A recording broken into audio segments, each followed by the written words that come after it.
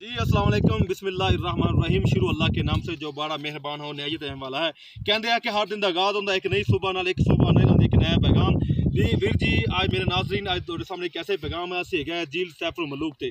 सैफुल मलूक का एक नज़ारा जिन्हें अगर कोई आया नारान आया उस झील सैफुल मलूक नहीं देखी और आगे आंसू झील नहीं देखी, बिल्कुल उन्हें नारान कगान का कोई हिस्सा नहीं देखा। तो इहदे नाल ही कुछ झील सैफुल मलूक के कुछ पहाड़ के ग्लेशियर से खड़े होंगे इस तरह के जो मुख्तलिफ किस्म के जानवर और भालू वगैरह और हाथी वगैरह खरगोश वगैरह बना के उत्थे कुछ छोटे छोटे बच्चे फैमिलियां आंदियां पिक्चर फोटो बनाते हैं।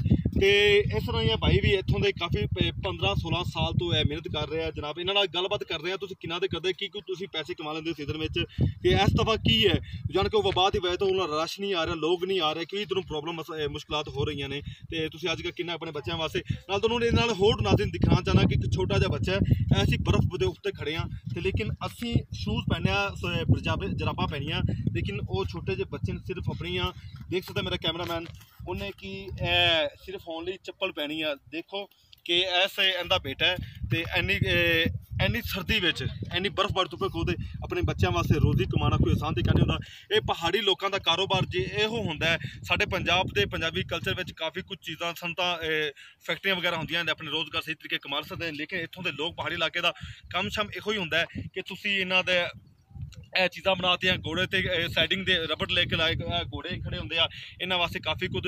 लेकिन ये पैसे किन्ने एक बंदे को ओनली 100-200 रुपए रोजाना का 1000 रुपये कमा लेंदे होंगे, लेकिन ओनली 3 महीने इतने रास्ता खुल बाकी सारा बर्फ नाल ढक जाता है।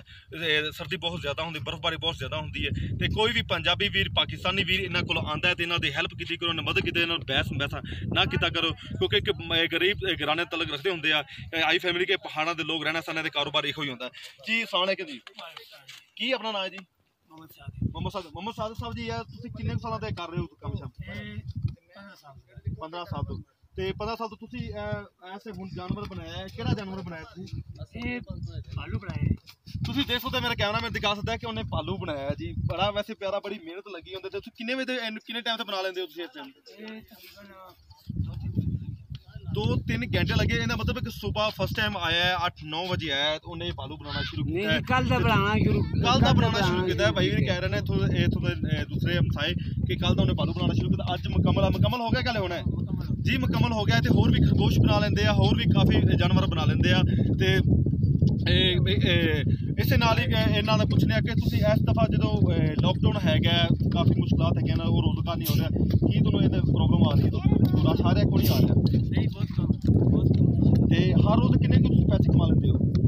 आजकल कुछ भी नहीं, कोई आंदा ही नहीं है।